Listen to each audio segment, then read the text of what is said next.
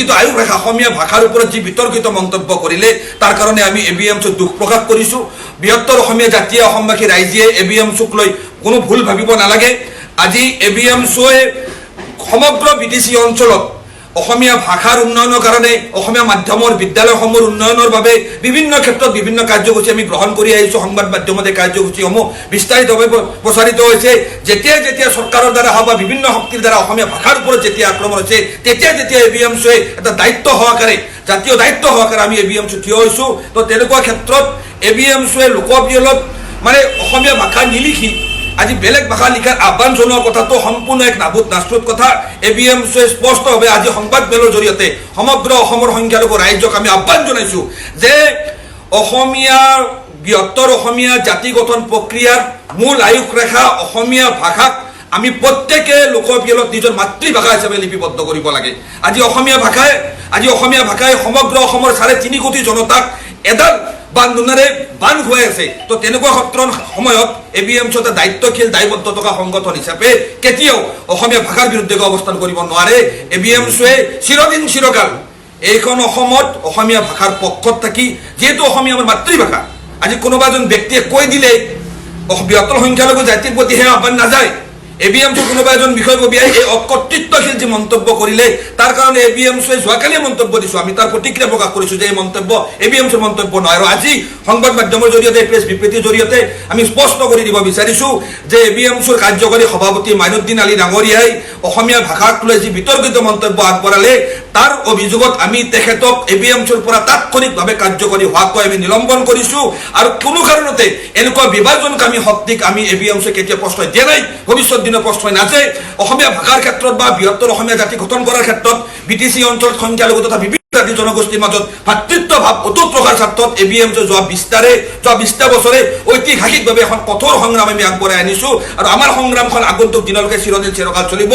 একেখিনি সময়তে আমি এইখিনিও আহ্বান জনাম যে অসমত অমানৱীয় যি উচ্ছেদ চলিছে এই উচ্ছেদৰ দ্বাৰা বিশেষকৈ ধৰ্মীয় সংখ্যালঘু মুছলমানসকলক যেনেকৈ বাছি এভিকশ্যন কৰা হৈছে, আজিও ধৰ্মীয় যিসমূহ উচ্ছেদিত পৰিয়ালসমূহক আজি বাংলাদেশী লেভেল লগোৱা হৈছে। আমি স্পষ্টকৈ অসম চৰকাৰক আমি এইখিনি কথা ক'ব বিচাৰিছোঁ, যদি বাংলাদেশী হয় ধুবুৰী চাপৰৰ সেই পৰিয়ালসমূহ উচ্ছেদিত পৰিয়ালসমূহ কিয় 50,000 টকাকৈ চৰকাৰে ক্ষতিপূৰণ হিচাপে দিব বিচাৰিছে? কিয় সেই ক্ষতিপূৰণ দিছে? আচলতে অসমত জন্ম হয় প্ৰজন্মৰ পিছত প্ৰজন্ম ধৰি অসমত বসবাস কৰি থকা যিকোনো জাতি ধৰ্ম বৰ্ণ ভাষাৰ মানুহক এনেকৈ নিজৰ চৰকাৰে যেন বাংলাদেশী বা বিদেশী অভিধাৰে অভিভূত কৰি এনে অসন্মান নকৰে। আজি অসমৰ সংখ্যালঘু ৰাইজ চৰকাৰৰ অত্যাচাৰৰ বলি হৈছে আৰু এই অত্যাচাৰৰ বিৰুদ্ধে এবিএমছৰ জোৰদাৰভাৱে আমাৰ গণতান্ত্ৰিক প্ৰতিবাদ আগবাঢ়ি যাম। আমাৰ এবিএমছৰ আন্দোলন কোনো জাতিৰ বিৰুদ্ধে আন্দোলন নহয়, আমাৰ আন্দোলন হিমন্ত বিশ্ব শৰ্মা ডাঙৰীয়াৰ নেতৃত্বাধীন অসম চৰকাৰৰ অত্যাচাৰী হিটলাৰী নীতিৰ বিৰুদ্ধে আন্দোলন, দমনমূলক আচৰণৰ বিৰুদ্ধে আন্দোলন, অন্যায়ৰ বিৰুদ্ধে আন্দোলন, অসাংবিধানিক অবৈধ অমানৱীয় উচ্ছেদৰ বিৰুদ্ধে আন্দোলন।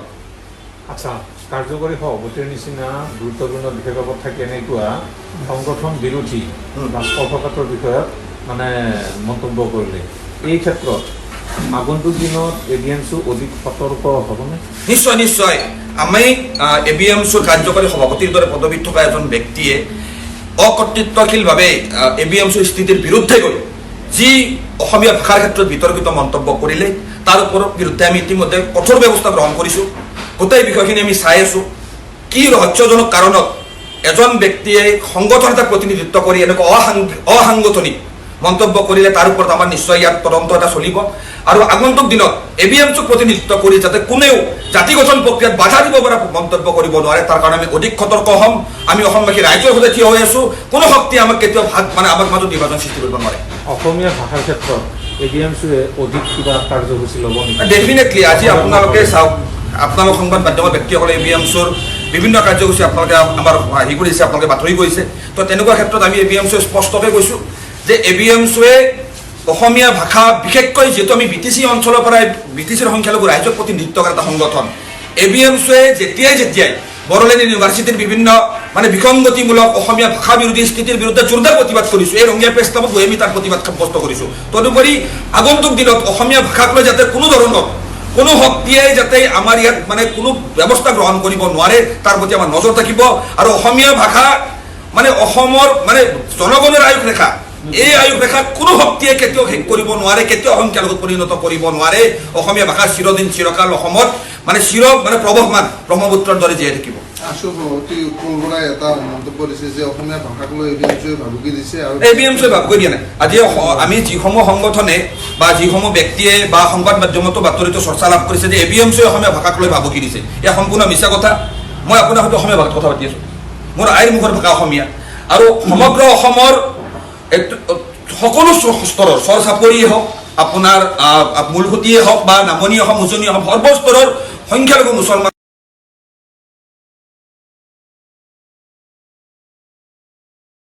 গ্ৰহণ কৰাৰ পিছত প্ৰজন্মৰ পিছত প্ৰজন্ম পাৰ হৈ গৈছে। তো তেনেকুৱা ক্ষেত্ৰত ভাষাক লৈ ইয়াত কোনো সংগঠনতে ব্লেকমেইলিঙৰ কথা আহিব নোৱাৰে। এবিএমচি জাতীয় দায়বদ্ধতাৰে চৰকাৰৰ বৈষম্যমূলক নীতিৰ বিৰুদ্ধে ৰাজপথত জোৰদাৰভাৱে গণতান্ত্ৰিক আন্দোলন আগবঢ়াই অনা এটা সংগঠন, আৰু এই আমাৰ আন্দোলনৰ ধাৰা আমি অসমীয়া জাতীয় সত্তাৰ মাজেৰে আগবাঢ়িছোঁ। আৰু যি শক্তিয়ে এবিএমচিক অসমীয়া জাতি গঠন প্ৰক্ৰিয়াৰ পৰা, অসমীয়া জাতীয় সত্তাৰ পৰা আঁতৰাই পেলাবলৈ চেষ্টা কৰিব, সিমান শক্তিৰে আমি এবিএমচিয়ে নিজক আকৌ অধিক গৌৰৱেৰে অসমীয়া বুলি পৰিচয় দিম। আমি চৰ চাপৰি শেষৰজন ব্যক্তিৰ মাজলৈকে আমাৰ অসমীয়া ভাষা সাহিত্য চৰ্চা লৈ যাম, আৰু এইখিনি আমি স্পষ্টকৈ কৈছোঁ, আমি কথা নহয়, আমি কামেৰে আমাৰ স্থিতি আপোনালোকৰ ওচৰত প্ৰকাশ কৰিম। মানে লোকপিয়লৰ সময়ত আগন্তুক যি আহি আছে, নিশ্চয় লোকপিয়লৰ সময়ত আমাৰ এবিএমচি স্পষ্ট আহ্বান থাকিব। আমাৰ পূৰ্বপুৰুষসকলে লোকপিয়লৰ সময়ত নিজৰ মাতৃভাষা অসমীয়া হিচাপে লিপিবদ্ধ কৰিছে। পূৰ্বপুৰুষসকলে এই সিদ্ধান্ত এনে গ্ৰহণ কৰি যোৱা নাই, এয়া বিভিন্ন অসমৰ জাতি গঠন প্ৰক্ৰিয়াৰ এটা অংশ। অসমলৈ মানে সকলোৱেতো অসমলৈ মানে গোষ্ঠীক এডাল সূতাৰে বান্ধিছে। তো সেই অসমীয়া ভাষা আজি আমাৰ মুখত ৰাখি, অসমীয়া ভাষা আমাৰ অন্তৰত ৰাখি আগন্তুক লোকপিয়লত অসমীয়া ভাষাক আৰু অধিক শক্তিশালী কৰিবলৈ আজি এবিএমচি অসমৰ সৰ্বস্তৰৰ সংখ্যালঘু মুছলমান জনগণক অসমীয়াক নিজৰ মাতৃভাষা হিচাপে লোকপিয়লত মানে লিপিবদ্ধ কৰিবলৈ আমি এবিএমচিয়ে আহ্বান জনাইছোঁ।